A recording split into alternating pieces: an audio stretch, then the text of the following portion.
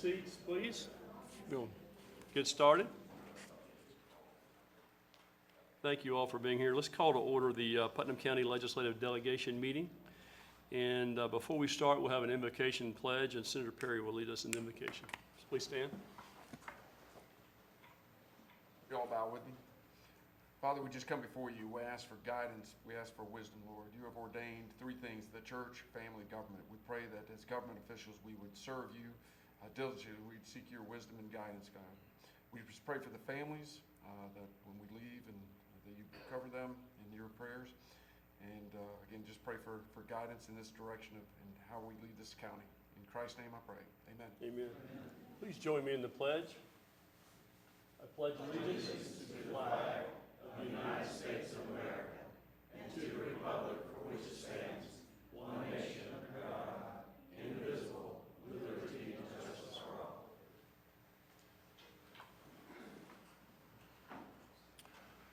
Thank you all for being here. I am Bobby Payne, State Representative for District 19, and I have my esteemed colleague that I'll let him introduce himself. My name is Keith Perry. I represent Senate District 8, which is all of Putnam County, all of Alachua County, the city, most of the city of Ocala north. It's been an honor to serve you. So this is my third year. I had a 2-year term that got elected to. I had to run again. Now I have a 4-year term. How about that? I get a couple of summers off from campaigning. So, but it's an honor to represent you up in Tallahassee. I love coming over to your community and spending time over here. I've got a lake house just in Putnam County.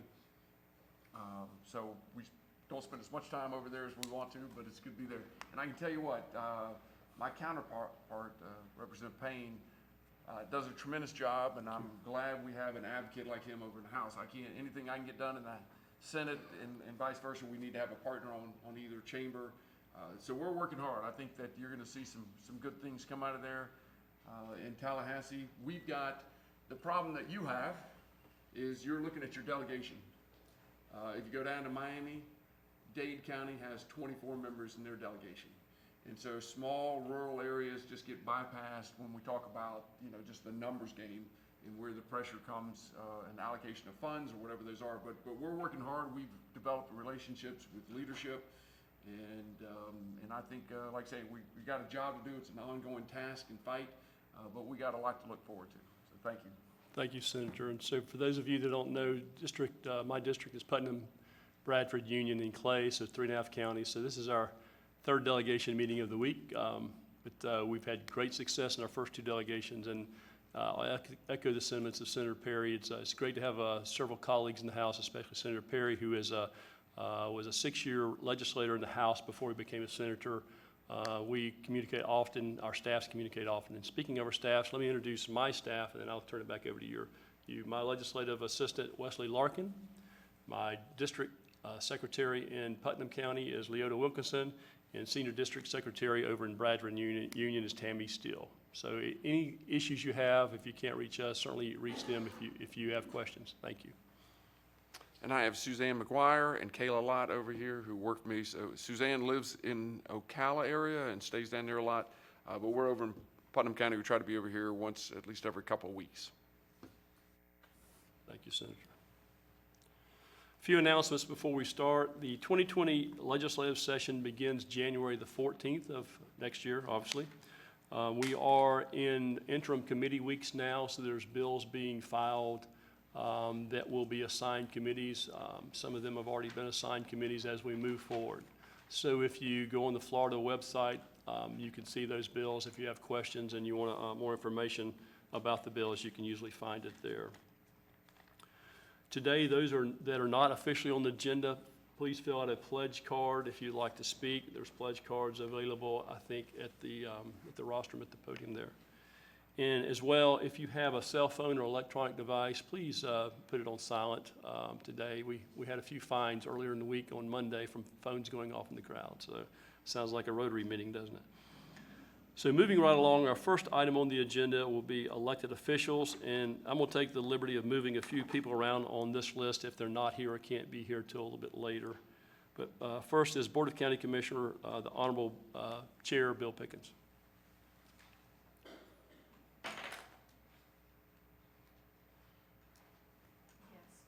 Thank you, Representative Payne and Senator Perry. And I'd also like to call my fellow commissioners to come join me.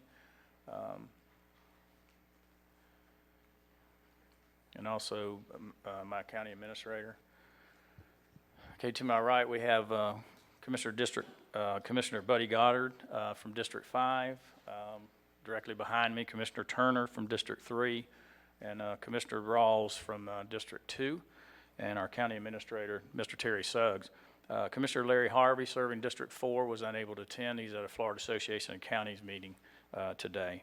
I want to thank y'all for what y'all have done for us the last 3 years with all the appropriations you've been able to give us and support.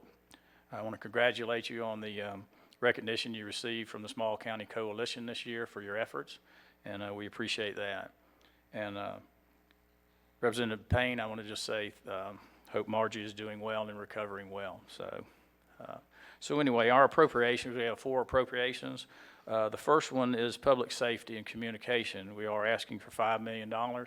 Our communication system is aging, is antiquated, and we feel it's just necessary to be able to equip our law enforcement officers, first responders, and even with the school district with a reasonable means of communication just for our emergency services. I also would like to ask at this time Administrator Suggs to just speak on this issue a little bit. And if I could get, and I won't put him on the spot, but Quinn Romay with Emergency Services and also Colonel Joe Wells with the Sheriff's Department to come and add just a few words on this. Thank you, Mr. Chairman. Representative Payne and Senator Perry, thank you for being here today. This is a situation that we've been working over a long period of time, several years, to try to come up with a solution to a problem. We were very fortunate in the last couple years to get some assistance from the state already in the tune of about a $790,000 appropriation, where we upgraded some equipment at the E91 or the dispatch office as well as the EOC office.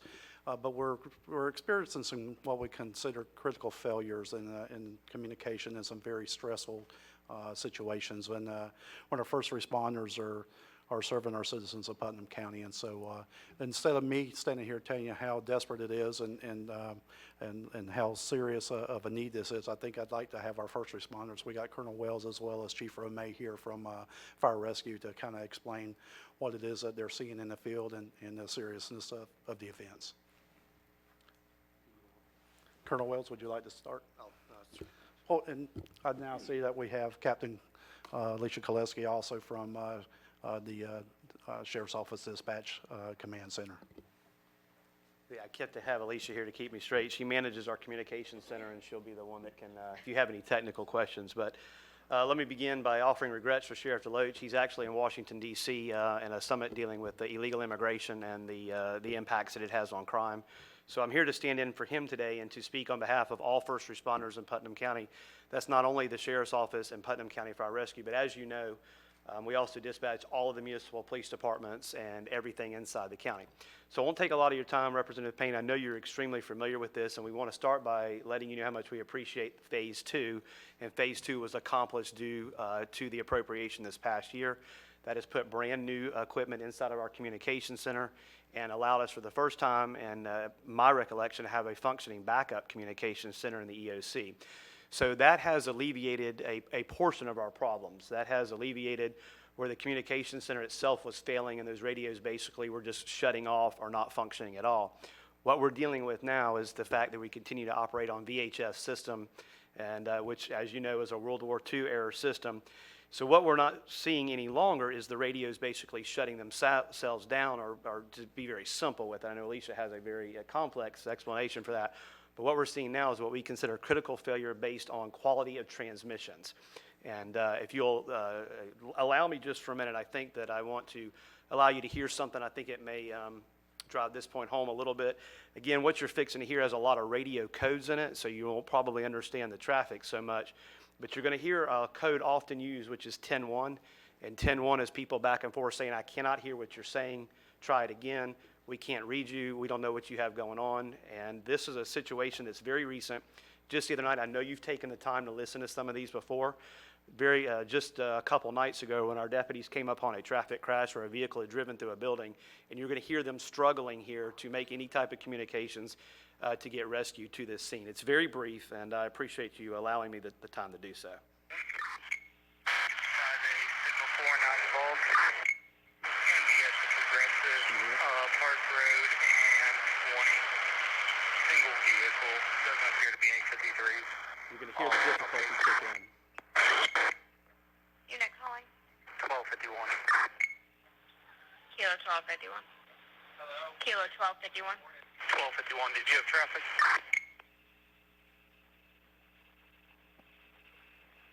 Good, and have rescue en route. 1247, I got have 1071, 1051.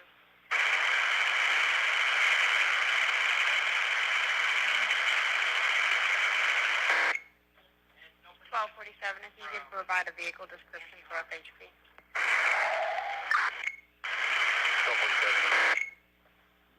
1247, you're telling what static? 65428, India, Romeo, Foxtrot, X-ray. You're going to hear in a minute the dispatchers basically give up and say, call me by phone. Yeah, I don't know that our portables are working. 10-4, can you try out your portable? Last night, button.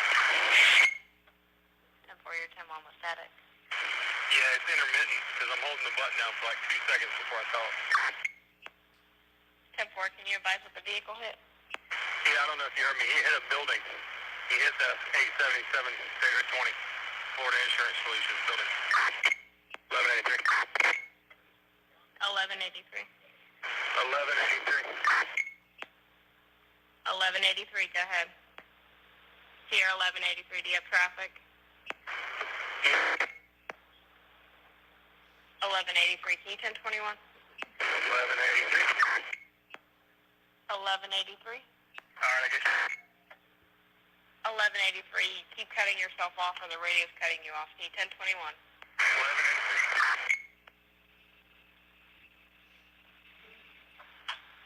Sierra 1183. I'm going to cut it off All in right. just a second. We'll hear We're one doing more. portables. They're not working. You're unable to hear me and it's cutting everything out. So can you run that to 28 and tell me?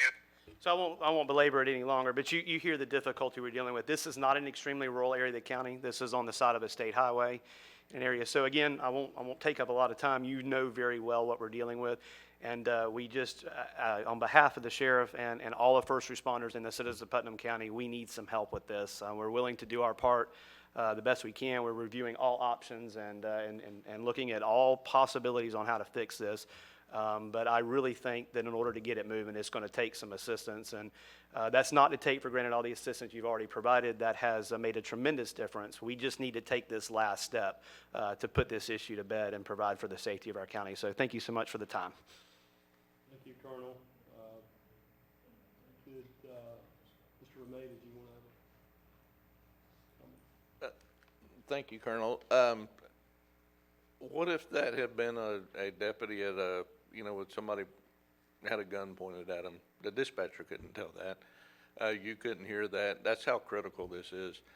And it's not for us trying. We've sought out grants. We've sought out many different avenues over the last several years trying to help fix this, and that's why we're coming to you to ask for help. So. Okay, thank you. A couple quick questions, if I could. The new system is part of the integration of the interoperability between counties. Is that the P25 system? Is that correct? Is that the requirement? Yes. So we're moving from digital to analog? From fully? Is analog it- to digital. Oh, excuse me, okay, analog Right. to digital. And as far as tower locations, I think I asked earlier, tower locations would still be in similar spot where it is now on the north side of US 17 near Seminole? Yeah, currently we have 6 tower sites, one being at Seminole. When the county upgraded the system in the early 2000s, they built the infrastructure with the additional towers needed to help this enhance communications. Okay. Well, we'll look at the detail in the appropriations. I think there'll be some more questions. Approximately how many radios is that? Mobile units, Mobile units, replacement of mobile units? it was 5 or We, 600? between fire, all the law enforcement, the school board, everybody that would be on the system, you're looking around 500 maybe, a little more. Okay. And the 6 Big tower number. sites plus. It's a big number. It's a frightening number when I look It at is. it. It is. Okay. Thank you. Anything else?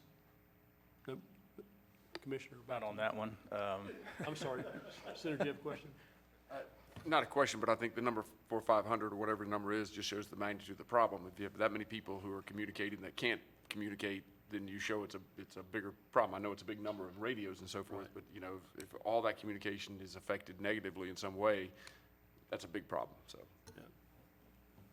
And what, back in 2013, the FCC did what they called a narrowbanding mandate in Washington, which took whatever limited coverage we have then and basically cut it in half. So it exacerbated the problem to the extent we've got today, so. Okay. Thank you. Okay, thank you. On the next one is farmland preservation drainage. You have funded this before, I think last year, for $500,000. We're asking for $1 million to continue that project. It'll be roughly a 3-year project to minimize the flooding risk and direct impact to the residential and agricultural properties in the East Palatka area. And like Commissioner Turner will touch add a few more words to that. I'd like to start by joining everybody else and welcoming y'all back to our county. I know it's your county too. This was a appropriation that we asked for last year, and we were successful at it. When the appropriation was first when we first put in for that appropriation, it was put in for a 3-year term.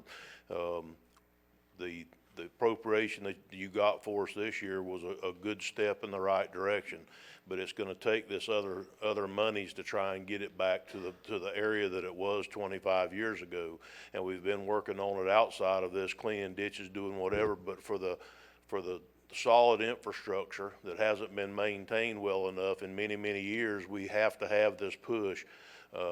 I know that back 2 years ago during Hurricane Irma, you saw on the front page of the Palatka Daily News, all the cows standing in the water up to their stomachs in a pasture. Well, that's part of what we're trying to do, is eliminate some of that.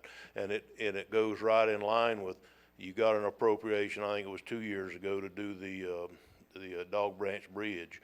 And when that gets done, that'll stop the blockage there. But you've got to work your way all the way back from there to make it happen and try to drain. And it's not just agricultural fields, it's also residential areas that this highly impacts in East Palatka. So any consideration you could give us in continuing the funding for this project would be highly appreciated. Thank you. Thank you, Commissioner. Certainly witnessed the cows standing up to their elbows in water that day. Actually, I so. remember we were together when that happened. That's right. And then- Yes, sir. So that canal there, primarily we're going to clean canals, and there was a lot of specific things with that storm where the river had staged and we didn't have flow of water through those canals, and that backed up the farmlands and residential areas. So there's, that was really considered a 500-year storm. But Yes, sir. Based on what you have here for the $1 million, that's the assessment for prevention for future opportunities. Yes, sir. And what has happened is a lot of these areas have grown in over the years, Right. and we can go and clean those areas out and start the drainage flow back to where it used to be back years ago. And with a few exceptions of sending water to different areas that have been cleaned out than trying to shortcut the flow, for lack of a better term. But we can do that, but there's only one way to do it, and that's to help with the major clean out in these canal and large ditch areas that keeps the flow all the way from Yelverton Road down from the prisons in East Palatka, that sheet flows all the way over to Cracker Swamp Road, and that's one drainage district. And the other drainage district is the one from the residential areas around the post office and the farm fields out there where those cows were, and drains into the Dog Branch. So it's two separate areas, and I don't want to seem unappreciative, because you don't know how much appreciation I show for that appropriation, but we just need to be able to take it that last step, and then we'll have it done. Sure. We know with canals, collapsing, erosion, aquatic growth, dead tree falls, anything that encumbers those opportunities, that just creates more flooding. Plus, we had 10, 12 years of drought, so we didn't dress them. We didn't have to dress them. But now we're in extreme rainy conditions in Wicked. Senator, you got questions? Thank you, sir. Thank you. Okay, our third You're request. still up, Chair. I know. We'll go through these pretty fast. The third request is for a multi-use facility at the fairgrounds. We're asking $1,100,000. We've applied for this before and just have not been awarded. But to erect a multi-use exhibit facility to host around 500 people with bathrooms and a kitchen area and storage. And this will benefit the annual fair and the 4-H projects that are going out there in the community affairs. So anyway, the Fair Authority has constructed a large superstructure building that's been used for livestock holding and stuff during the fair. And so that's been a good addition out there. And what I understand, they've held about 35 different events out there in the fair facility this year. So last but not least, we always ask for this one, the animal shelter. As you know, our animal shelter is located at the landfill, and it is old, it's outdated, it's too small. So we're requesting $500,000 to go towards a new facility. We need a new facility that'll separate, the incoming animals to the animals that are there, so the animals you can quarantine. And right now, we're in the process of finding we have a site selection committee that will find a site that we can use for this. So we're asking for $500,000 for that. Did that original site that we had designated or thought we had 3 or 4 years ago, did that go away? It did. Yeah, and I'll have Administrator Suggs I mean, address just a that. yes or no is fine. You don't have to it did. elaborate, so, okay. It did. There's not enough usable land out Okay. there, but we have more land in that area that we may be able to use. Great. Well, remind me to talk to you more about that issue. I've spoke to Representative Cummings about maybe a joint effort at some point in time, so. Okay. Good. All right, thank you. Thank you. That's all we have. Thank you. Commissioners, thank you. Chair, thank you. Okay. Oh. Sorry, this was not on the agenda, but several weeks ago, we had Chris Doolin from the Small County Coalition come to Putnam County and personally say thank you to a lot of folks here, but also wanted to bring public recognition for both Representative Payne as well as you, Senator Perry. Unfortunately, you weren't able to make it that day, so if it's okay with my Board of County Commissioners, I'd like to go ahead today and present you with a certificate that Chris Doolin had left here for you, and to say personally, on behalf of Putnam County, thank you for all that you do for the Small County and Rural County Coalition. Thank you so much.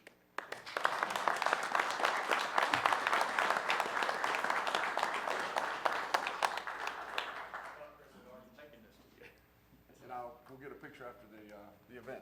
Thank you. Thank you, gentlemen.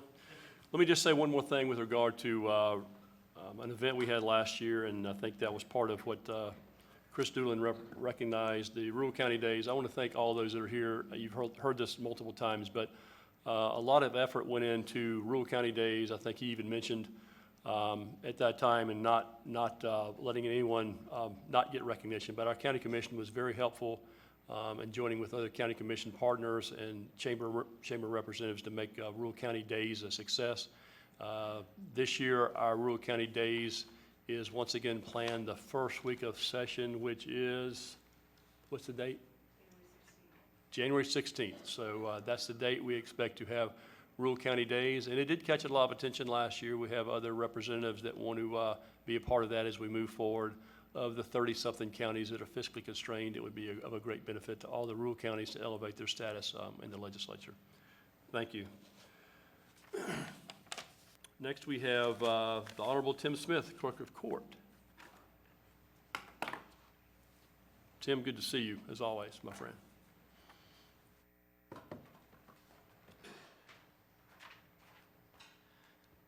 Thank you, Representative Payne. Senator Perry, thank you for being with us and allowing us to speak to you today. I don't really have any requests, but I do want to give you a couple of updates on some things that from legislation last year that you asked clerks to be involved in. First, in a couple of weeks, we're going to have Operation Greenlight. This is an opportunity where individuals have obligations to the courts that they can come in.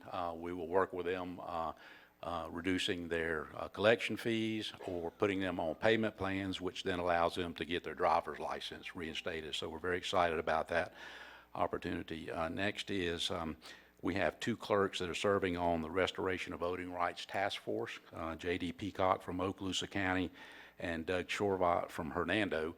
A report is due to the legislature by the 1st of November on the progress of that. Next, from the constitutional amendment, the Marcy's Law, where victims' rights will be addressed. There are committees that are working on that to help bring legislation to you that will allow us to be on the same page across the state on how we meet those needs. Then lastly, clerks will be in Tallahassee meeting with you folks the first week of November during committee weeks, and we look forward to working with you on those important items for the state. And we stand ready to assist any way we can. Thank you, Mr. Chair. Thank you, Tim. Thank you for your support and constant advocacy for what we need to be doing here, so thank you. Thank you. We know the sheriff is not here. Colonel Wells, are you up to speaking for him today? Thank you.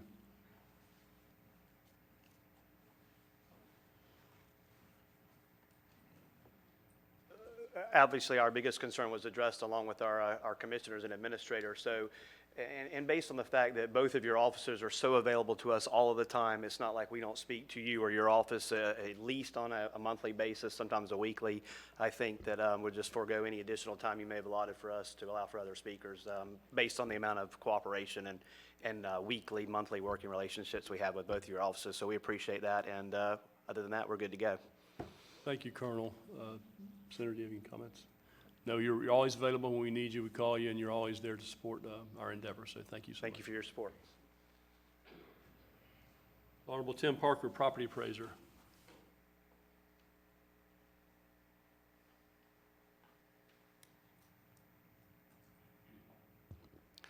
Senator Perry, Representative Payne, thank you for meeting with us today. A couple things that we have coming up. The Department of Revenue is going to put together their package, and currently they provide aerials for counties with a population of less than 25,000 each year. So whether they are going to propose is to amend the statutory language to increase the county population designated in law from 25,000 to 50,000 and add fiscally constrained counties.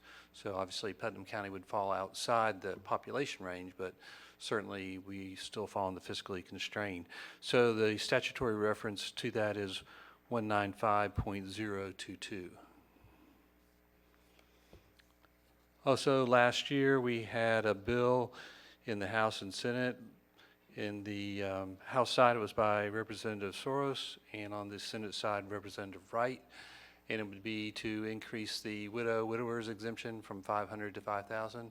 I believe they will be reintroducing that bill and cutting it in half, and then asking for a $500 a year increase phased in over the next 5 years. So the fiscal impact, instead of being the $38.2 million to the state, should be cut in half, 19.1. Okay? Thank you. Yeah, I've had conversation with you and with Representative Saros on the issue because it actually comes through my committee first. So Right. Yeah, the fiscal impact was too large to absorb in the last year. So I think, as you said, we'll continue to see that ratchet down, then escalate over the years. So okay, thank you. Thank you. Thank you for your consideration. Yes, sir. Honorable Charles Overturf, Supervisor of Elections. Hey, Charles. Good afternoon. Real quick, just 2 items. Both of them are from last year. You all passed, and both the Senate and the House did, to let Florida join the ERIC program, which is the nationwide. The governor and the Secretary of State just came out in August and said they are going to ask you all for $1.3 million to allow Florida to, join that completely. So I, of course, applaud their support for this, and as the supervisors have been asking for the last 3 or 4 years, you know, that we really need to join that. And it's a two-pronged approach. It not only joins us with 27 or 28 other states so that we can compare and make sure people are not registered in different places, but it also allows us to see people that pass away in another state where we are not notified of that, so that helps us there. And then the third thing it does, which both sides should, or everybody should be happy about, is it does reach out to those that are not registered to vote. And so the governor's asking you all to appropriate that money so that early part of next year in the spring, before we get close to the big election in November, that we can send out this items that have been found to be very successful in other states, just to make sure that our rolls are just as accurate and as professional and clean as they possibly can. So just ask you for that consideration.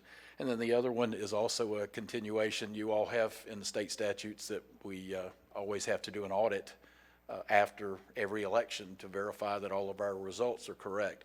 And what I'm appealing to you again this year for, and it got close last year, and I think it's Senate Bill 582 this year, or at least that's what they were telling me, and that is to ask you to let us use that equipment in our recounts so that we can speed up things considerably. A lot of the other states are already doing that, and I just hope that you all can help us maybe with that to allow us to keep Florida at the very top in elections as far as professionalism and in the accuracy.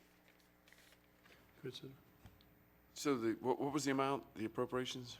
The governor's asking for 1.3 is, that was what he So announced. that is more of an implementation type of budget request, because the fee, the ongoing fee is not. Oh, no, Yeah, it's that's just a real to get small, it all- this is what he's saying that 67 counties are gonna need to be able to start that process, and we wanna hopefully get it done early part of next year so that we can apply it for November. Yeah, and then the yearly fee or something is. Oh, yeah, I think it's like 15 or 20,000 or Okay, something, it's that's what I small wanna make compared to that, so, right, so, Great. okay. Thank you, Charles. Appreciate Thank it. you. So in the warm-up circle, already ready to bat, is our tax collector, Linda Myers. Linda, I appreciate you moving up and being ready.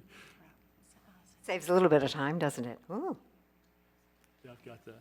Go ahead, I'm sorry. Mr. Chairman, Senator Perry, Representative Payne, glad to be here. Thank you so very much. First of all, thank you for staff and you all being helpful and open to us during committee week and during session, during the critical times when things are flying fast. Incredibly important, thank you. But for being here as well, so that we can meet here as a group, as a group of citizens, and share some common concerns. Much like some of my predecessors, I am going to talk about a couple of things that you've done in the past, because I want you to know the impact that that makes. You do have a packet up there, and I don't need you to refer to it, but when you walk away, you have the statistics, and that's all I want you to know. The hurricane abatement bill, the ability for folks severely impacted, and the criteria was very strict. I want you to know that that has worked, and the statistics are in your packet for the entire state. I can give you that number out loud here for the audience as well. I believe the total rebated to our citizens of the state of Florida was a little over $338,000. Again, that's their taxes that they got back because of the conditions that their homes were in. And again, this is homesteaded property, so that impacted people who are in their homes. Sad to say, when you look at those statistics, you will see some of them were impacted by Irma and by Matthew. So that's a tough one. That's a tough one. But thank you for that. Also, every year you have worked with tax collectors with streamlining highway safety motor vehicle. And I know you get complaints because we get them as well. These transactions sometimes seem like a lot of red tape. They're not inexpensive. So the past couple of years, you've made great progress for our citizens. One, with our people who have lost a spouse, you've cut the red tape on transferring an asset to the one surviving spouse. You've reduced the cost of that. I'm not sure you understand how valuable that, you do know how valuable that is. Somebody who is in a serious event in their life changing, in a grieving status, to make them jump through hoops that are really just jumping through hoops. You streamlined that in the past couple of years. This year, you gave us access, us being the tax collector offices, to real life data in the vital statistics. So instead of saying, no, I can't do that today, you have to go get a certified death certificate. Yeah, I know you don't have transportation, but you have to do it. now, because of the new law, we actually can access the vital statistics from our offices, and we can say, you don't have that? Not a problem. We can take care of this transaction for you today. So thank you for that. Last year, and I want to make sure everybody knows this is implemented in 2020. I don't want anybody to think it's this year, but we are excited. Anyone who had a vehicle, a truck that was 5,000 pounds or higher, had to renew in December. The original intent of that was to capture commercial vehicles. But at the size of trucks now, it captures everybody's personal truck. And it throws them all into a December renewal, which is confusing for them. Long lines, but also it's, oh my gosh, I thought I was supposed to do that on my birthday. I'm late? Yes, you are. So that has been changed. Thank you for that law. It will start phasing in 2020. And I know we already have people that are saying, oh gosh, I wish it was this year. But one more December. I bring these up because you all have been, and your peers have been successful in streamlining highway safety motor vehicle with our tax collector offices around the state. We are going to come with an ask this year, and I just want to give you a heads up. We're probably coming with more than one ask, but this ask is extremely frustrating for your citizens. We are continuing to grow the number of authorities, toll authorities, who have the ability to put a stop on someone's driver's license for lack of payment. The Highway Safety Motor Vehicle allows these entities to use the highway database to put these holds on them. And there's just a growing number of these authorities, and your citizens don't even know who to go to when, where. They come to us thinking we can help them because we have that same database, but we cannot. We're asking that if you allow an external authority to have access to the database to stop someone from driving, that you allow us to clear it when they're in our offices. So you'll be hearing more about the specifics, and we look forward to working with you on that issue. That is an extremely frustrating issue. Needless to say, quite often somebody has run a toll, but sometimes it's really just a misreading of a license tag. So that is even more frustrating. So with your help, I know we'll be working on that and some other HSMV items. It's my pleasure to serve as your tax collector here in Putnam County, and my pleasure to serve you all with any information you need on these issues or others that we can provide data for you. With that. Question?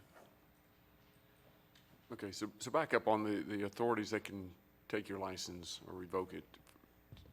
I understand your ask is if they can revoke it, can you reinstate it? Should they be able to revoke it, your personal opinion to start with? So, you know what? I'm not the subject matter expert on that. Let me see if there's someone in here that is. Actually, you know, your question is germane because driver's licenses are a key to life. They're a key to a job. They're a key to keeping all of your assets in place, correct? I'm not going to step out on that, Senator Perry, quite honestly. I'm sure there has to be some amount of regulation to handle the tolls. Clearly, we've thought tolls are right because we keep having toll roads. Some of us. Clearly, somebody keeps passing toll roads, and we're getting new authorities. And so we're just getting this basket of people who have this ability. And the question is, if they can go in, why can't we go in and help? Sure, so a legislative fix though on that back end, if it happened, just to give the authority Yes, back sir. to reinstate it, which would seem. Yes, sir. I'm not going to question their ability to use that as a Okay. tool. Is someone, you said that's an ask, is that some legislation that's already, is that legislation that someone's already put forward and working on? I'm sure it has been. We might be looking for some people to carry the legislation. I just know it's surfacing as one of those issues we'd like to bring forward. But I will certainly get that information to you as it's provided to me. Interesting enough, one of the first presentations we had in Transportation Infrastructure Subcommittee, whatever it was, last week before, I actually thought of you when I heard a presentation made by one of the toll groups that was tolled by plate, which actually imposes a fine on the individual, and they have a certain amount of time to pay it before their license is revoked.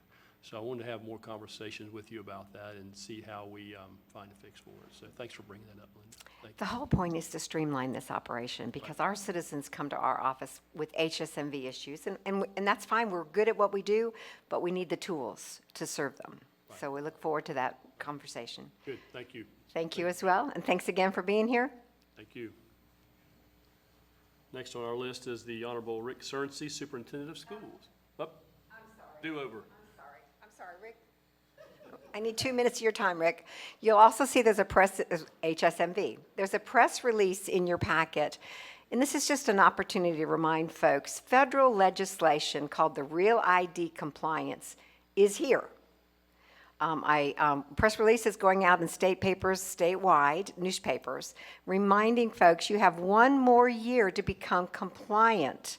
So October 1st of 2020, you will not be able to enter federal buildings, some protected buildings besides federal government buildings, as well as board a commercial airline without a compliant ID. So it's an opportunity here today to remind folks they're down to that final year. You have the statistics there for you. The state is pretty close. We're about 9% that is not compliant. I'm proud to tell you Palatka, Putnam County is less than 7%. So we're doing great here. But it's good for people to understand you cannot renew this year online for your driver's license. You must come in and present the documentation required by the federal legislation. So it's a great reminder, and in case your offices get phone calls, there's information about that. Great, thank you. Thank you. Thank you, Rick. Rick, your turn. Thank you for being here. Senator Perry, Representative Payne, thank you for being here, and I just want to personally thank you for your support over these last couple of years for the Putnam County School District. You've been very supportive financially and many other ways, and I'll talk about some funding in just a minute, but because of the funding we've received over the last couple of years, we've been able to do some extraordinary things here in the Putnam County School District. Through last year's funding increase in the BSA, we've been able to provide pay raises for all of our employees, 3% pay raise for the first time in 12 years. And that money's coming right back to Putnam County. So thank you for that. And we've done some belt tightening as well, but we are definitely trying to attract teachers to Putnam County. Second thing is we've had 11 schools on the state turnaround list, and I'm proud to announce that as of this year, we have 0. So we've been able to turn our school system around as far as schools in need of improvement. Our graduation rate, which we've talked about in the past, in 2015 was 54.9%, one of the lowest in the state. And we are, this past year, finished at 84.8 and are projecting it to be 90% for 2019, the largest increase in the state of Florida during that period of time. Great, congratulations. And again, we'll talk about students graduating, but we want them to have something to do when they do graduate, and I'll mention that in just a minute.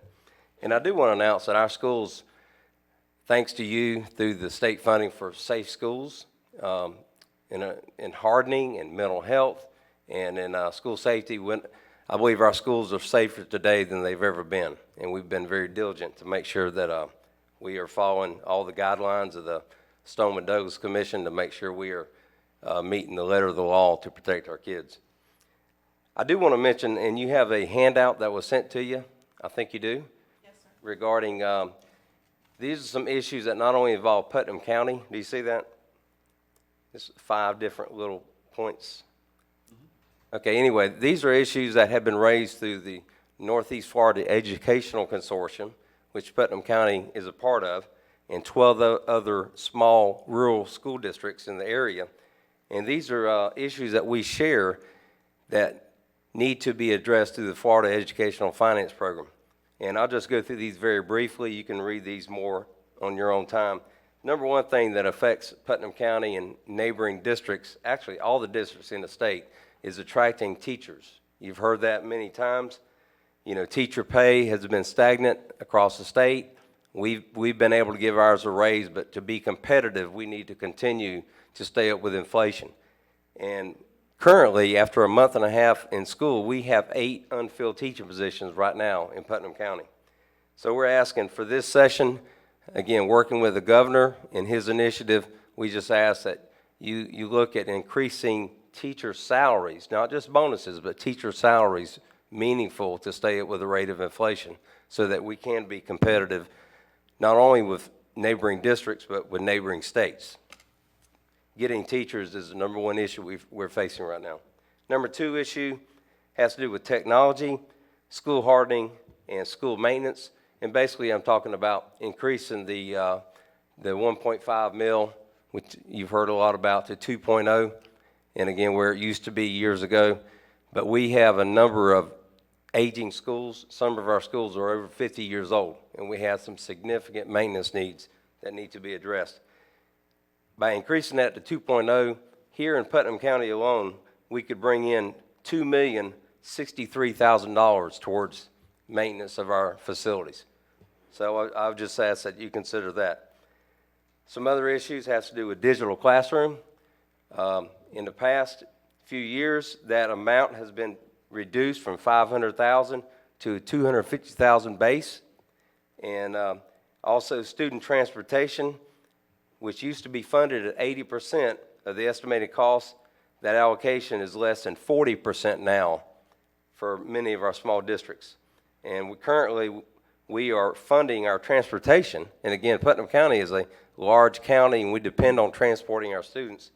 We are currently at 45%. So that money has to come from somewhere, like teacher salaries and other places. Putnam lost, by the way, $377,000 with the change in the digital classroom. The compression of the unweighted FTE, again, I want to credit you for that. That has been very beneficial for Putnam County. Other districts not as well, but our district in 18 and 19 received $210,000, and last year over $86,000 due to compression. And finally, ask that you continue looking at the ESE guaranteed allocation, rebasing formula. And again, that would help us, especially meeting the needs of our students with disabilities. I want to point out another topic, and that has to do with the appropriations that we received over the last 2 years, thanks to the work of you two gentlemen. In 2018, we received funding for our advanced manufacturing, where we can have students receive industry certification and immediately go to work at Georgia Pacific, Seminole, and earn a high wage. And these are highly technical jobs. Georgia Pacific has partnered with us very closely financially to help us with that. And last year, through your efforts, we've been able to receive an appropriation for the Public Service Academy, the first year of that. And again, partnering with St. Johns River State College and our county, emergency services, Putnam County Sheriff's Office, we are meeting a need, providing highly trained employees in the areas of law enforcement, firefighting, EMT, 911 operators. We are meeting that need. And we are asking for an additional $450,000 to continue that program, which will give students who are now graduating meaningful employment right here in Putnam County. And again, it's going to cover personnel costs, equipment costs, all the needs that any typical academy would need to get it off the ground. So I want to thank you for your assistance, and be happy to answer questions in the future if you have any.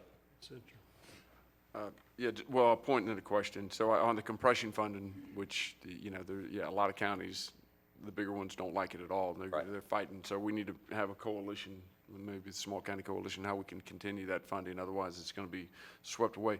On the 1.5 mil to the 2 mil, I understand, especially with PICO funds down. It's hard to remember all the line items in the budget. I thought that was backfilled through general revenue, that amount was covered. I can't remember. I know it's never enough for some of the maintenance items, but I'm pretty sure the last couple of years that's been backfilled. Well, I do know some of that, if you recall, some of that was divided up with the charter schools. And then we had to share some of that amount with charter schools. But now we are given that, the entire 1.5 mil. Okay. And charter schools receive another, I guess, more funding for their maintenance. Okay. But I'm not aware of the backfill with general funds. And Patrick Winneck is here. He might get, from NEFAC, he might could address that as well. Yeah, maybe when we're finished with the meeting, we can talk about that specifically. Good. All right. Thank you. Yeah, just a couple of comments. Sure. Certainly appreciate you recognizing the need for the academies and the technical development opportunities that we see are so fitting for rural communities. That's going to continue to be an issue for us. With regard to teacher salaries, I think you see the governor is looking at a different program than the incentive program now for teacher incentives. So I think you'll hear positive news for that. And speaking with the Department of Education Secretary, I know that he'll support teacher salaries increases this year. So and that would be very helpful. Hopefully we'll see that in the budget at the end of the whatever you want to call it, the leverage and deal making. Hopefully we'll see that. But thank you for your input. Well, thank you, and anything we can do to help you, let us know. Yes, sir. Thank you.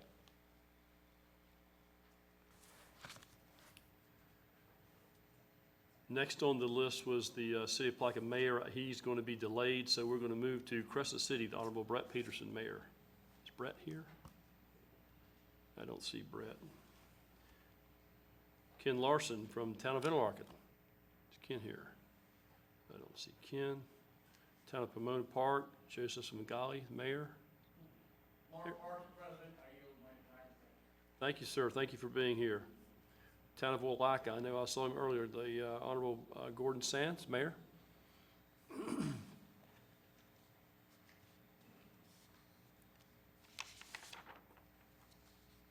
Thank you, too, for allowing me to speak. Thank you, Mayor. I just want to kind of keep a squeaky wheel rolling here. 239 years ago, there was a ferry established between the east side of the river and the west side of the river at Fortin Gate. 2 years ago, the hurricane put it out of service. I know history sometimes falls behind other costs, but I do want to thank you.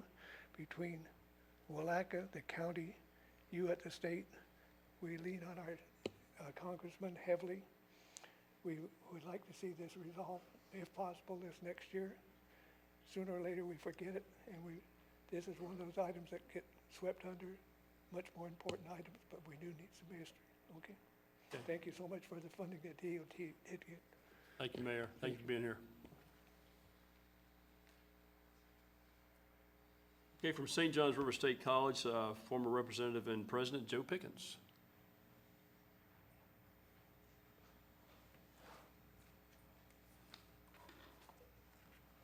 Thank you and welcome, gentlemen. First, let me speak very quickly as immediate past chair of the Putnam County Chamber of Commerce Board of Directors.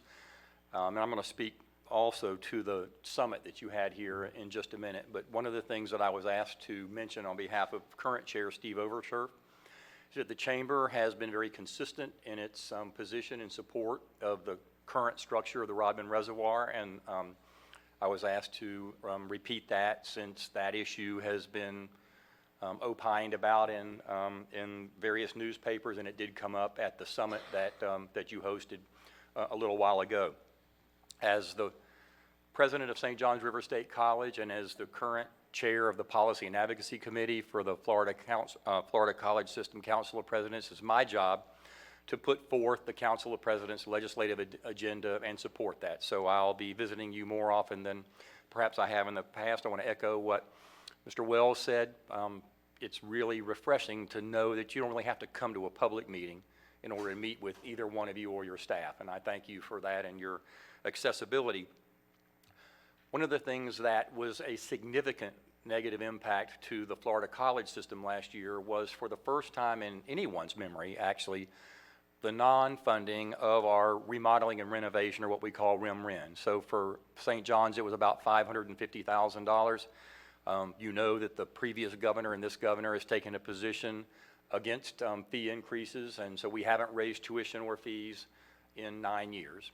One of those fees we're not raising is the capital improvement fee, which would allow us to devote that to remodeling and renovation. And so as a system, we're asking the legislature to reconsider that significant policy shift and fund REM-REN first before any PICO projects are funded. I wanted to reintroduce y'all to Jack Hall, who was my legislative aide for 8 years and is now responsible for our government relations. And last, I wanted to thank you for the $3 million that we received for support of our career and technical initiatives in Clay and Putnam counties. Frankly, that's money that we will use faithfully to recover from the neglect that Clay and Putnam counties endured for 20 years under First Coast Technical College. I mean, it's a long time coming, but it's coming at the right time. And we promise you that each year I'll report to you how we're using that money in order to further career and technical programs in Clay and Putnam County. And last, I was going to say when most people think of my legislative career, they think of education. Then it occurred to me that that was so long ago, most people just don't think of my legislative career at all. So I did want to remind you that in 2003 and 2004, I had the privilege, frankly, of chairing Public Lands and Water Resources, and was very involved in how Florida managed and took care of our public lands and water resources for those 2 years, and it was a fascinating experience for me. What I noticed at the summit, while everyone was polite, everyone seemed to have their issue and their agenda, and while they might have been respectful of what you've done, oftentimes you don't do it fast enough, or you don't do it well enough, or you don't do it something. So I wanted to remind you if you don't know, and certainly the public here, that last year alone, Florida legislature appropriated more money for the benefit of the sustaining and protecting and improving of Florida's public lands and water resources, twice as much just last year as we did in the entire 2 years that I chaired Public Lands and Water Resources. And I think that your investment in Florida's public lands and water resources is largely gone unnoticed, and I certainly think unappreciated. And so as this citizen of Putnam County, I wanted to thank you for your investment in public lands and water resources, and my expectation that you will continue to do so. Appreciate the time. Quick question, and maybe you don't have the answer. Back to your first comment on the Rodman Reservoir, which there's lots of debate, going to continue on that. You know, I find that this, and I don't know if you know the answer or have any idea about this, but the state, we've been spending a lot of money on and buying land that we would use for water retention to recharge areas. Does you would think that the Rodman Reservoir would be a huge natural recharge area to the state. Is that, do you know anything about that? I believe that to be the case. And I would also say this, and I haven't polled anybody in a long time, but when I did take the time in 2002, 2003, to understand what my constituents in then District 21, Bobby, wanted, 84% of those that took the time to answer an inquiry said they were in favor of the current status of the Rodman Reservoir and were opposed to restoration. I'm not one of those that typically governed by going up and saying I'm only supposed to do what my voters tell me. I'm one of those that really thought that I was elected by the voters to go up and exercise my best independent judgment on behalf of my constituents. But there are cases when the will of the people that you represent is so overwhelming that I think you should pay attention to it. And for me, at that time, that was one of those issues. Well, like I say, not knowing the science behind it, and I need to look into this, and I've talked to a couple people, just haven't had time to delve into it, but if the state is looking to spend money to buy land to turn it into recharge areas, and we already have a recharge area that we would turn not into recharge area, but, you know, like I say, I need to get more data, but just from a kind of a superficial common sense look, it would seem like we've got the perfect environment now to make that happen from a recharge. So like I say, well, if you hear more data, science data that we can talk about, I'd love to do that. Senator, I can share some of that information with you from the Water Forum. We have some data from from St. Johns River Water Management District, as well as some independent studies that show the value of that water as a impounded water source opportunity for recharge. So I can share that with you. But thank you for your comments, President. Thank you.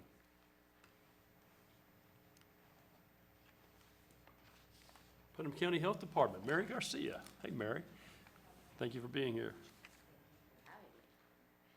Oops, somebody taller than I am. Good afternoon.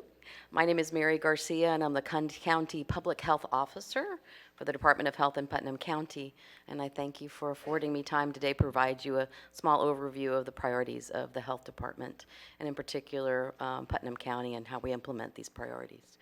We talked a little bit about at the last legislative delegation meeting about the importance of epidemiology and surveillance and outbreak control. That still continues to be highly important. We're very fortunate that Putnam County is a member of a centralized Department of Health, and it increases our resources. But still, we need individuals at the local level to perform epidemiology analysis and manage the large volume of day-to-day reportable diseases that we do, outbreaks and emerging diseases. Hepatitis A is a perfect example of the importance of epidemiology. Since December, the Department of Health in Putnam County has been providing education to our local hospitals, our FQHC, and all our medical providers. And we've been fortunate that in Putnam we've only had 2 local cases involving 2 hospitalizations, but no deaths. For us, we developed our internal plan for immunizing target populations. And as of today, we've, since Hurricane Dorian, so just a couple weeks, we have already provided 315 vaccines, 42 to homeless, 41 individuals that are involved in drug usage, and then 232 to our first responders and high-risk occupations in Putnam County, and we will continue to do that. This week, we are continuing to do education in our jails, and hopefully they will also be signing up to do immunizations. We'll continue working with our clients at Stuart Marchman, and we'll continue to do immunizations for staff at EMS and provide security for them. We also did sanitation and landfill for Putnam County and all of our municipalities. And then hopefully we'll have a target of about 200 inmates that we'll do in the jail population. It's just really important to have individuals, especially in small rural counties, that have the expertise on this. And as we have an aging population, a small county health department, I just want you to continue to please continue to fund anything that you can do to provide that for our communities. It's really hard when you're trying to bring young, new employees into the fray. Public health salaries are not very high. So I just wanted to put that. That's just an extremely important thing for rural counties. And we appreciate whatever action you can do to help us with that. The other thing we did is we worked on a community health assessment in 18 and 19 with partners. And we concluded that there's, needless to say, the relationship in Putnam County with obesity, nutrition, and physical activity was really important in our community. We've been working on reestablishing a diabetes program in Putnam County since grant funding went away in 2012, 10 really, and sort of given up on getting grants anymore. They just are not available for primary care anymore. So we actually decided we would start working ourselves to come up with a way to close that gap and provide unmet diabetes management and prevention services. It's very hard to provide education in a community that doesn't kind of believe in chronic disease prevention and management, and a little bit of a denial if you've got blood pressure problems or diabetes problems. It's hard to kind of do the prevention side of it until you get sick. So we really have been working really hard on making sure that we try to educate our providers and educate our citizens on the importance of preventing those diseases. There also has never been a local public health nutritionist or a nutritionist that's able to work in Putnam County, so all our providers have had to refer clients out of county. So I'm happy to report that one of the things we felt that education was key for our community. We're very proud that we established a diabetes self-management program and a chronic disease sort of blended program that we work on chronic disease education, diabetes, heart health, and preventing type 2 diabetes. We're very honored this year that the Department of Health in Putnam County was honored with a model practice this year by the annual conference for NACHA, which is the National Association of County and City Health Officers. So that's only 53 were given in the whole United States. So we're very pleased that Putnam County was able to receive one of those. It shows the commitment that public health can make a difference in a community. And we're also very proud that we also have received our CDC accreditation for our diabetes management program, so that we'll be able to sustain the program as we're able to bill services for individuals that have insurance, and that'll help support those individuals that don't have any kind of funding sources. I do invite you to attend our Heart Healthy 5K that is held Saturday morning, in combination that's now grown into our Bartram Frolic, so we hope to see you there. And then I just want to thank you for your continued support as we try to make Florida and Putnam County a healthier place to live, work, and play. Thank you. Questions? Thank you, Mary. Let me just capture a couple things you said. Certainly, we are very appreciative of the community health initiatives that you have put forth. Remind us what the mechanisms you use to get that information out from an educational perspective to the public. Well, I tease that I've become a Facebook goddess. Besides It's yourself kind of one and of those Facebook. really sad things. So we try to get that out. That was one of the hardest things, and that's one of the reasons we won this model practice, is that we were really trying to get the education to individuals. We actually changed our modus operandi a little bit and went to providers and started training them and working with them. We now have classes. We also, for me, public health does not exist inside a building. I think that's a really big secret. It exists outside. So we are actually taking all our classes. We have classes in Interlochen. We've got classes in Crescent City, Pomona Park, Palatka, whatever hour. As long as we've got a core group, about 10 to 12 individuals, we will host the class wherever it's best for them at whatever time is best for them. So we've been very flexible in when we're offering those classes. We've offered them at the ARC, we've offered them at the Edgar Johnson Center, we've offered them at different locations. And that, I think the word of mouth helps spread that information as well. We also partnered with the UF-IFAS, who was trying to sustain a diabetes prevention program and lost their funding. So while they had trained educators, they didn't have the funds to sustain the program, so I've been helping them with providing funding for the books and buying those kind of items. So it's a great partnership to continue that. Try to kind of prevent the getting into the diabetes situation for us in the middle to kind of manage once you know you have it, and then keep people out of the hospital, if at all possible. Thank you. It's a tough job. You do a great job at it, so we're so appreciative of you. Thank you so much. Thank you. I appreciate that. Great. All Good right. to see you. Take care. I see City of Palatka Mayor has arrived. Mayor Hill, are you available? Are you ready? Do you need a few minutes? No, sir. We're fine. Okay, you're up if you're ready. So thank you for being here. I know you were delayed for some other reason. Again, I apologize for my tardiness, but Judge Jaworski wouldn't let me out. Pardon me? I apologize for my tardiness, but Judge Jaworski wouldn't let me out over in Gainesville today. I understand. Okay. Thank you for being here. Again, it's a pleasure for us to be here on behalf of the city of Palatka. We can't thank you guys enough for the St. Johns River project, for the St. Johns Avenue project, which will allow us to square off our boundaries and really start to move forward and highlight some of the infrastructure improvements that were in place and the appropriations that came from that last year. To date, we've funded 18 miles of potable water line replacements at a cost of $10.8 million secured. We've also completed, since 2017, 6.2 miles at a cost of $3.9 million. Our partnership with St. Johns River Water Management District has given us an allotment of $1.5 million towards those projects, and the district continues to be a great partner as it relates to those projects. We're scheduled for completion on an additional 13 miles of potable water lines by 2021. And we've got about 48 miles of our potable water lines that are past their useful life, and we estimate a cost of about $30 million to replace those remaining lines.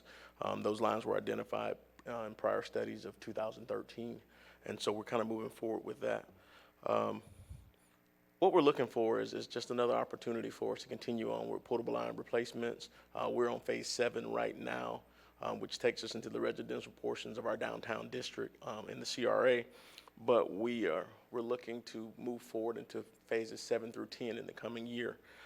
Additionally, you guys are familiar with our handout in the wastewater treatment plant, which is about 12 years past its useful life.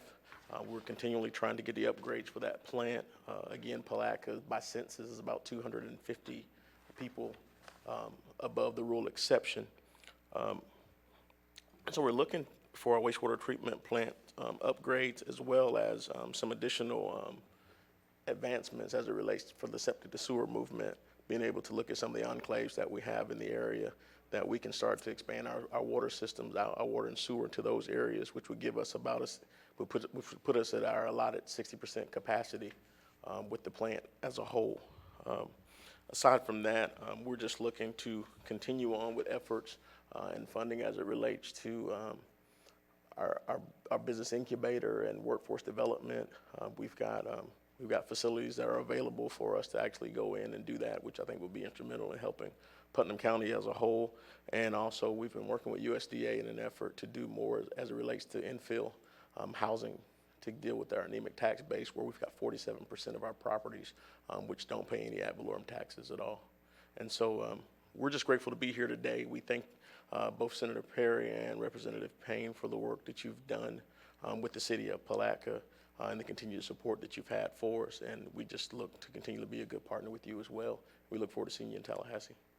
And so I have with me today our interim city manager, Lee Garner, and also our grants administrator, Mandy Tucker, and Betsy Driggers, our clerk, is here as well. Thank you, Mayor. Thank you for all the work, especially on the infrastructure needs, and we're certainly proud to support those. As we've seen, the water lines for years, 100+ years, are in bad shape, and so we're pleased to see great progress there. So thank you for all those efforts. I know it's been a painstaking task, but thank you for leading the charge on that. And it has, and I think with the support of both of you, it's been beneficial for us and our citizens for us to continually move the scale forward and just keep having progress. Thank you. Thank you. Great. Thank you for being here. Dr. Gwinnett, did you need some time at the podium, sir? Okay, please, I didn't mean to, certainly, I didn't see you on the list, but I didn't want to overlook you, but I saw you in the, okay. I'll wait my turn with everyone. Thank you, Representative Payne, Senator Perry, for all you do for our districts with the consortium. I've heard it said recently by Senator Bradley, we do more with less, and that's where the consortium steps in and provides the support to our district. We have great leaders. They make up our board of directors, as you know, and they drive what services they need with us, and we try to provide those on the ground. You listen to our superintendents when we're in Tallahassee. You're always there to support us and advocate on our behalf. We want to thank you for that. Our request again this year is for full funding, and our districts are doing a fabulous job. We had 2 move into the A-rated districts and 2 more that moved into B, and districts across the state are looking at the small rural districts to say, what are you doing so well that you have 8 in the top 10 in college and career acceleration? We're engaged with economic development and the Northeast Florida Economic Development Partnership. So we just thank you for your support, and again, we're here to support legislators like yourself and answer questions and just be there for our district. So thank you for everything. Thank you, sir. Thank you for being here. We'll move on to the public presentation. Did I miss anybody on the front? No? I think we got one. Public presentation and testimony, and I'm trying to ask that we limit our time to some degree going forward, but we still have some time. So first from SMA Healthcare, Ivan Kasimi. I thought I saw you in the back there. How are you doing? Good to see you.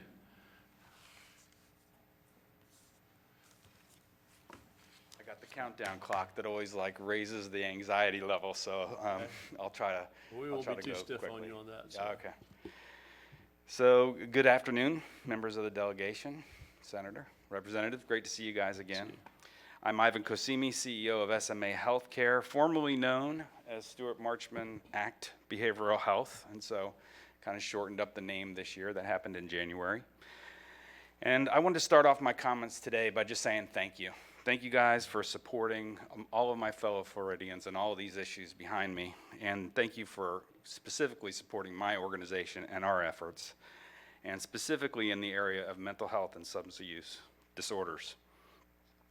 I also want to thank you for your continued support of the Putnam St. John's FACT team. The FACT team, which stands for Florida Assertive Community Treatment, serves 100 of those who are the most severely mentally ill in our community.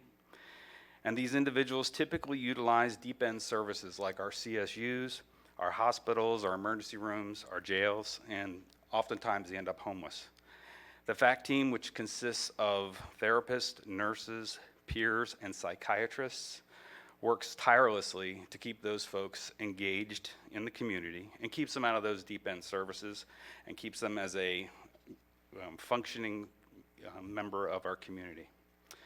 As you know, the FACT team last year was funded with non-recurring funding, which means that I'm here once again this will be, I think, year 4, to ask for you to support my effort to make that a recurring item in our budget. Also last year, unfortunately, the program was reduced by $250,000, which has forced us to reduce those funds that we use for clients and their assistance for rents and electric and all the things to keep them in their homes and being productive. So I'm not asking that you fund this with, not only asking that you fund this with recurring, but I'm also asking to get the $250,000 restored. So that's what I'm putting out there today. And on that front, I just wanted to share with you my history with the FACT team. FACT teams came around in the year 2000 in Florida. There were 30 of them that were funded. And Putnam St. John's is one of the newest ones that are on the map. In 2000, they were funded at $1,254,000. And so here we are, 20 years later, and we're dealing with a $1,250,000 funding level. And the requirements haven't changed. It requires the same level of staff, the same number of FTEs, the same requirements in terms of psychiatrists and all those things. So I just wanted to make sure you put that out there. Eventually, it's not going to add up. SMA, we're trying to make this work, but for not only my organization, but for all the organizations across Florida, it's a huge, huge issue. So I wanted to say that, and I also wanted to tell you some great news in terms of what we've been able to bring to, thank you for stopping that for just 1 second. As you know, I think I've said time and again that that as an organization trying to bring services to the community, we kind of look under every rock, go after every grant, seek support wherever we can find it to bring services here. And starting, I guess, on Monday, we were awarded a federal grant that's called the Rural Opioid Response Grant, and it's one of 2 in the state of Florida, actually. One was awarded up in the Panhandle, probably because they got some political moxie up there, I'm guessing, but one right here in Putnam County. So we're starting that on October 1st, and I didn't know if you knew that the data shows that in 2017, 110,000 opioid prescriptions were prescribed in Putnam County for a population level of 73,000. So that gives you some view of the scope of the issue here in Putnam County. We're glad to be here providing those services.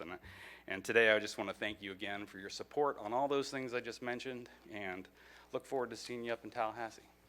Thank you for being here. You've always availed yourself to us when we need to talk to you. And I recall calling you 2 years ago after a bad experience in South Florida occurred, and you gave us some good guidance on that. So thank you. Appreciate it. Thank you. Take care. From Clay Behavioral Health Center, Elizabeth Franco. Hey, Elizabeth, how are you? Thank you for being here today. Thank you. Good afternoon, Representative Payne and Senator Perry. Thanks for having me. I'm just basically coming here to say thank you. I represent Clay Behavioral Health Center. My name's Elizabeth Franco. I'm the Director of Clinical Operations. So we're the behavioral health center that covers Clay County, and we have a couple programs that actually cover Putnam County. So the counties that share the 2 programs is for the Community Action Treatment Team, which is for children up to age 21, and our first episode psychosis team. So we've been able, over the last fiscal year, to serve 113 clients with our Community Action Treatment Team, and we've exceeded every outcome that's put out there for us to meet. So these children are making progress, which is a great thing. So really all that I'm here to do is ask for your continued support, and we appreciate the opportunity to be in Putnam as well. Thank you for being here. Go ahead, Senator. Quick question Sure. for you, well, or comment, and we can get back together. So, we've seen these trends in mental health issues and Baker Acts and Marchman Acts, and especially in juveniles. And so one of the things that I mentioned this, the last meeting in Tallahassee is causation. What are some of the things from a legislative, we can't solve all the problems, but we can certainly work on some. So just continuing to pour more money into funding for mental health counseling, treatment, or whatever that is. I mean, we need to do that, but that's certainly not answering the question of why we have this problem. So if there's times later, we can talk about that. Absolutely. And then you mentioned psychosis and your team on that. I've been doing some data on pot, marijuana, and with I don't know if you've studied any of that on juveniles, especially have a tendency for psychosis. That this triggers that or puts them over there. They may end up there anyway, but this is certainly a driving factor. So any data like that that you can share with us. I know right now we got other people, so we don't have to do it, but those are the kind of things that help us when we look forward to making, what kind of policy changes can we do, and funding in different areas that maybe be more proactive instead of reactive. Absolutely, and actually our agency is taking part in a study with the National Institute for Mental Health with our first episode psychosis team. So hopefully we're looking to get a lot of numbers on that, but I can look up and share numbers with you for that. Great. Thank you. Thank you. Thank you for being here. From the Ark of Putnam, Carrie Bates and guest.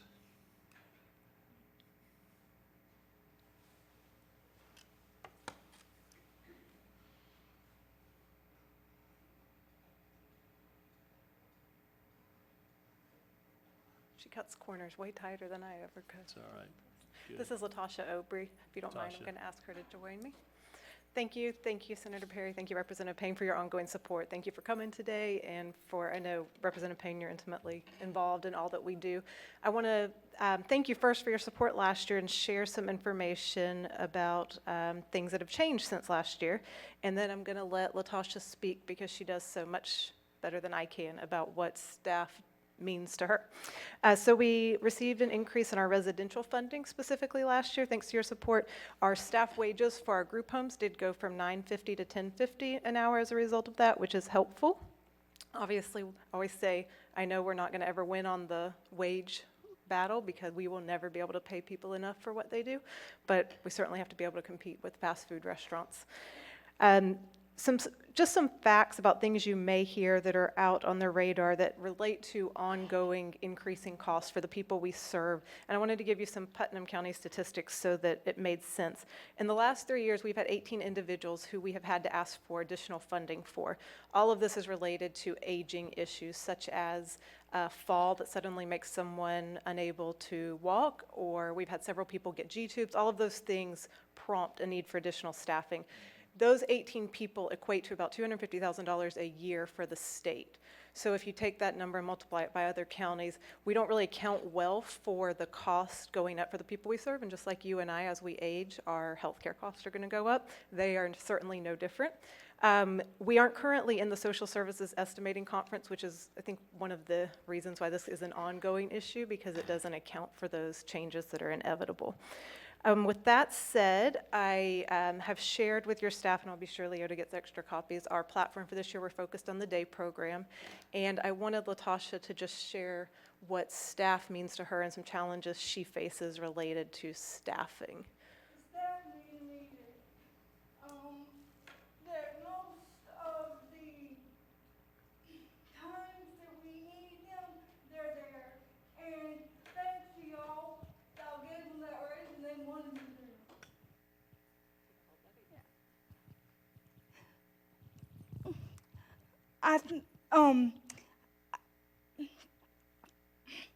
I thank y'all for giving them the raise, because they want to be there. And it shows a lot for the staff to be there for us, because if it wasn't for y'all, they wouldn't be. Thank y'all.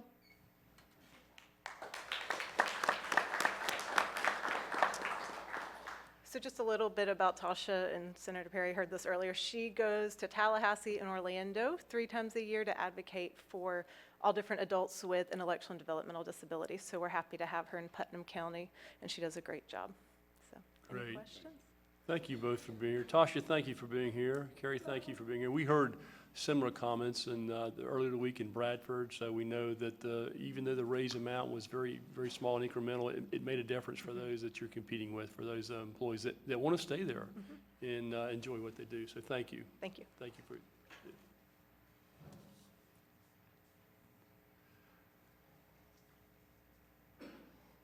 So continuing with the public presentation portion, I have some appearance cards.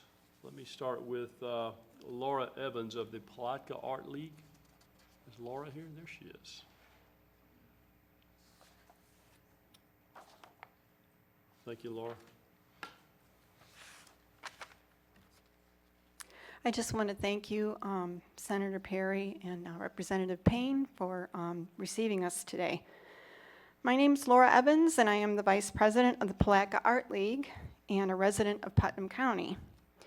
The Palatka Art League is a small nonprofit organization with the mission of providing a Putnam County student with an annual scholarship to St. John's River State College, Florida School of the Arts. Our budget is very small, but all our events are free and open to the public. Currently, we offer a summer art education program for school-aged children, and this summer we had over 125 students during a 2-week period. We also hold art labs now throughout the year for children as well as adults. We've logged more than 4,200 hours as volunteers. The Tillman House is where we reside in Palatka. It's a protected historic structure in desperate need of repairs. It was built in 1884, and at the time I wrote both of you letters last spring, we had a severe termite problem. It was so bad they were eating our house and our furniture. They were eating the kitchen cabinets. It was just really bad. But Florida Pest Control and Douglas Products graciously assisted our cause by providing termite testing, tenting, and fumigation for free. So they were really supportive of our mission. Recently, we had 2 windows repaired, and because it's a historic property on the National Register of Historic Places, we had to hire a restoration carpenter to the tune of $1,300. 3 additional windows need repairs. Water actually comes in during rainstorms, and then on the 2nd floor, and it trickles down to the 1st floor, and we have wet rot in various places in the house. Siding is rotten, paint is peeling. The 2018 estimate for gently prepping the house and painting it was $31,000. Last year, I was part of a small team of people from my organization that wrote our first grant application on behalf of the Tillman House, which is located at 324 River Street in Palatka. While we made it to the final ranking list for the grant cycle of 2019 to 2020, we were listed number 50 out of a field of 54 applicants. With that being said, we were denied funding. But it was recommended to us by the grant panel members to get on your radar, to go to meetings like these, and publish the good news of the assistance of organizations like Florida Pest Control and Douglas Products. Organizations such as ours are vital to the community, especially as arts programs are slowly fading away from public education budgets. The arts are vital to every area of life. The Tillman House, from an architectural standpoint, is the cornerstone of the South Historic District in Palatka. As we apply for grant assistance again next spring, we need a champion or 2, and the Palatka Art League invites you to be that champion. I have a packet of information for you, including the letter I sent to you in the spring. And I just want to thank you for your time and consideration. And I want to thank you. I've been doing a lot of research. My number 1 policy has been music in elementary education for the past couple of years, and I can tell you that the data is overwhelming when we give these children some art and music and classes. And like you said it, we pushed it out. And it's not the state of Florida, United States, it's worldwide. It's been pushed out. Again, the data. I'd love to meet with you and work on that, on how we can help, because I think it's an extremely important program you do. So thank you. That would be wonderful. Thank you. Thank you for being here, Laura. Next, from the Crescent City Women's Club, Paula Nichols and Barbara Hersig. And their colorful shirts that I love so much. Thank you for being here. Thank you both for having For us. driving as far as you did to be here. We just want to do a couple of presentations, and thank you guys for always being here for us, and thank you for all the emails for the updates and all. Senator Perry, we would like to present you from the Women's Club a certificate of appreciation and one of our Crescent City Bill, and also to County Commissioner Bill Pickens. And let me tell you guys real quickly about Bill Pickens. My husband's got an account because he's got Napa, right? I walk in there and he throws this checkbook on the thing thinking, I'm not coming in here to get any money for the Women's Club. I come in to pay my bill. But he is fantastic for supporting us also, to all our senior programs that we have. We've had quite a bit of struggle over the summer, but with faith in God and all that, we have really come out of it and so on. But we just want to thank you very much. And so on behalf of the Women's Club, we would like to present this to you. And Bill?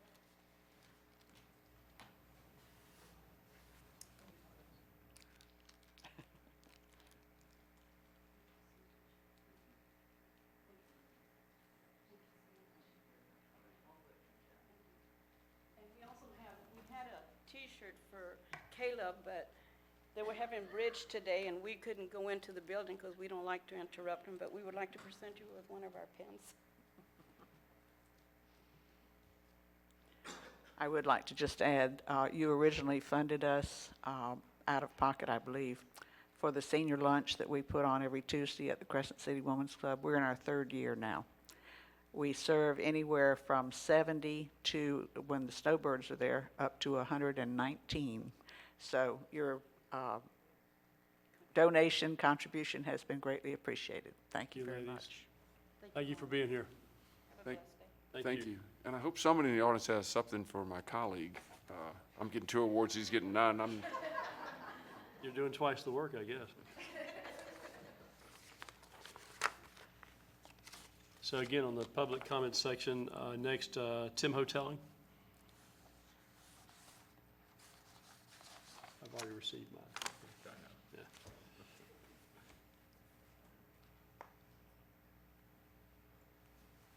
Good afternoon. Hi again. Again.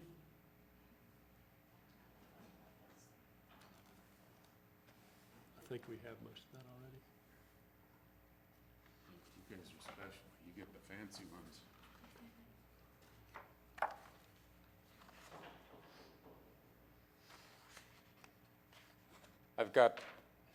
I'm Tim Hotelling. I'm from San Mateo.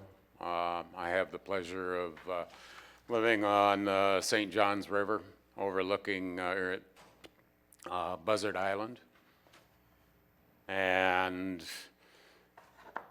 in following concerns about Buzzard Island, which I'll talk to you about in a minute, I had the pleasure of coming to Bobby Payne and Paul Renner's presentation down here at the river, and you were there, Senator Perry. The topic came up about the fact that all of what I know of as eelgrass has disappeared from well below Lake George all the way to the mouth of the river in Jacksonville. I've heard all kinds of learned people speak as if they know the cause, but I have not been able to locate any for real scientific evidence of research on it. I was rather bothered when the official policy of the St. Johns River water management people we pay a lot of money in to was to just sit back and wait. Sooner or later the grass will come back again. And I don't know. My ask to you, mostly Bobby Payne, is all of those people that came in there that are legislators. I think that they should be made aware, because this eelgrass problem is also struck other parts of Florida, but our concern, of course, is the river. And I was surprised to see some old pictures I had, which caused this, of how massive all of the grass was at the time. And at that time, I had manatee coming by spring and fall. I've seen one manatee this year, and it was trying to eat bamboo. That's not real lettuce. So, in any event, it was just to your attention, and if you could be kind enough to pass it on to all of the legislators that were at that committee, and when you have conversation with scientists, ask them if they can study it, find out why, because it needs done. Thank you. Sorry, changing hats. I'm Tim. You have two appearance cards? Sir? Do you have two appearance cards? Is that what you're saying? You've got another? Yes, sir, I do. All I right, did. We'll give you another 3 minutes. Go ahead. Okay. You're on the clock, so you better move fast.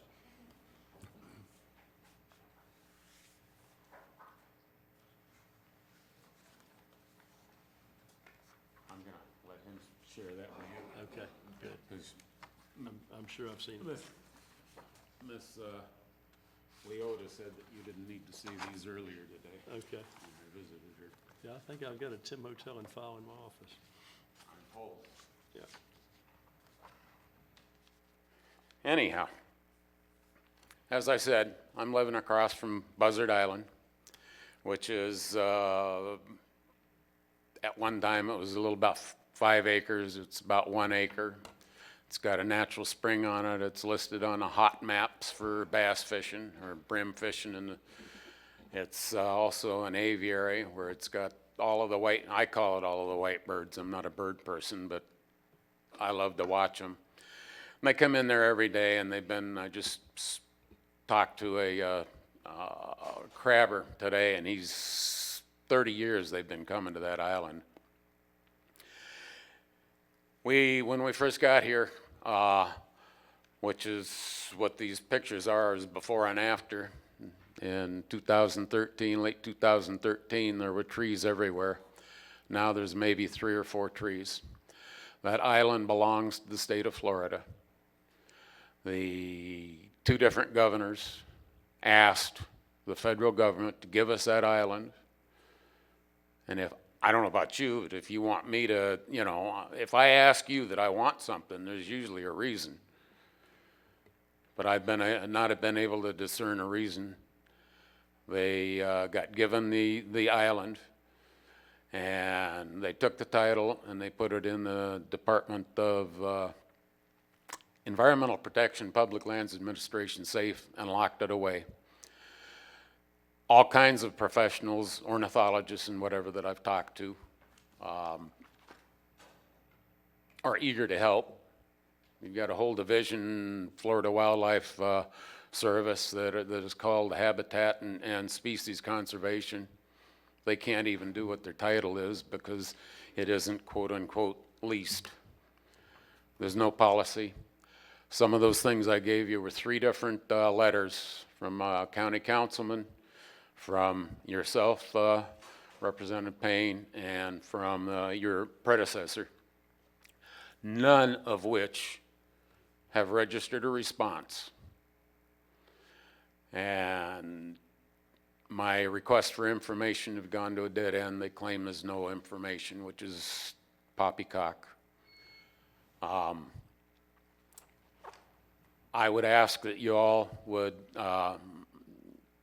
hopefully work with Senator Bradley and the rest of those people that you brought in. There has to be some sort of an oversight committee that could ask the DEP public lands people to at least explain what they're doing. Because there's these little bird islands, they're all over. Nobody in the state of Florida takes inventory up in all of your other areas that you guys supervise. Because they're called colonial birds. They like to live in colonies. They find these islands because it's safe from predators. It's a big deal for their survival. And these little pieces of land are too small for our public agencies to give a hoot. And Can I? yes, sir. Quick question for you. I'm looking at these photographs. So I guess the first one, the earliest one I see is from 2013. Yes, sir. So these are supposed to be comparisons between? That's a before and after, yes, sir. Do you have things, we know we live in a cyclical nature and we have, high droughts and high rain periods. We have water that's way up right now. Is there the data, and I need to read through all this and be glad to do that, but is there data showing that just through, we know the But Florida. I've spoken to a lot of experts and get varying So opinions. in the past, has this happened in the past? Is the No, sir, island- not to my I knowledge. mean, I'm not talking about a few years, I'm talking about going 20, 30, 40, Yeah. 50, 60 years. Do we have any data? I've gotten aerial pictures for Sure. way back into the 1800s, and, Great. and it was larger, and it seems to be shrinking. I don't know if it's a combination of seawater rise. I don't know if it's, I mean, they had big boat traffic going by way back when, and it's still going by. We've had the hurricane things. Frankly, I think it was when the cypress trees fell over, they were holding the soil. And after they fell over, they quit holding the soil, and the water comes up and gets it. Okay, thank At you. one time, I had the Corps of Engineers that were going to provide those answers. And they're really, really significant questions that need answered, but I couldn't entice anybody to get that. Thank you. Oh, one more thing if I could. Out in your audience is Tommy Underwood, and you were talking about recharge areas. You should ought to talk to him because, Talk to him. I know Mr. Underwood well. Yep. okay, because he's got this really neat chart, and every time Rodman goes down, all of the lakes in your area go down, and it's cause and effect, and if it's right now. Good, thank you.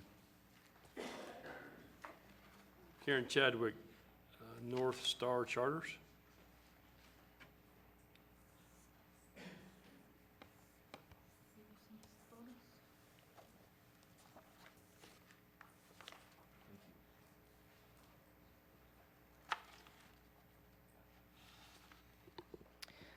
Thanks for being, excuse me, being here today. I appreciate it.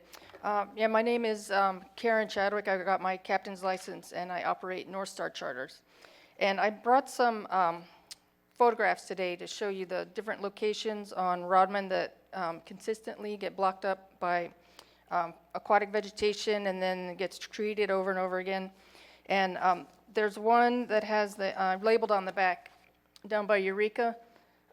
There's a picture. A lot of water lettuce was sprayed down there, and this year there was an algae bloom in the river, in the St. Johns River, when that algae bloom was so bad. That was happening down by Eureka too. So that's what that picture is, with the baby ducks pecking around in the dead water lettuce. So Rodman is a pretty inconsistent. Well, it's not always, the boat ramps are not always available. The canal's not always accessible. You can see in the one picture where the barge canal is completely blocked, going down to Buckman Locks, and part of it had been sprayed. Sure. What was the date of that photo?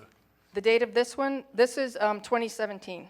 I've been traveling About down December. I've been traveling to Ocala for the last 5 years, and I've never seen that, so, okay. I've got a whole bunch of these pictures over the last few years.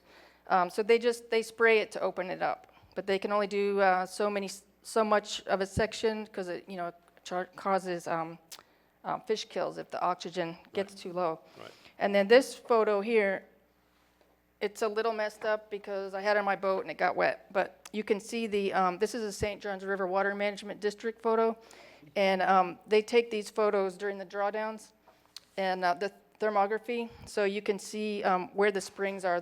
That area is right across from the Kenwood ramp. So I wanted to say something about the recharge. I was at the September public meeting about the drawdown, and the Greenways manager, somebody asked the Greenways manager about that, and he said there was a Senate study. I think it was SB 536, but I'm not sure if that's the one he's referring to, that said they could take tens of millions of gallons. I think it was, if I remember right, I think it was around 30 million gallons a day from the Rodman area without doing damage. And then somebody in the audience pointed out that, asked him, didn't that same study say that more water would be available from a free-flowing river? And that's what I remember it saying, and he didn't disagree with that. He kind of nodded. So it's because of the evaporation. So I just have a statement I want to read so I don't forget anything. During the recent drawdown meeting in September of 2019 in Palatka, local tournament director and Rodman advocate said a mistake was made 50 years ago. So I say, why not correct that mistake?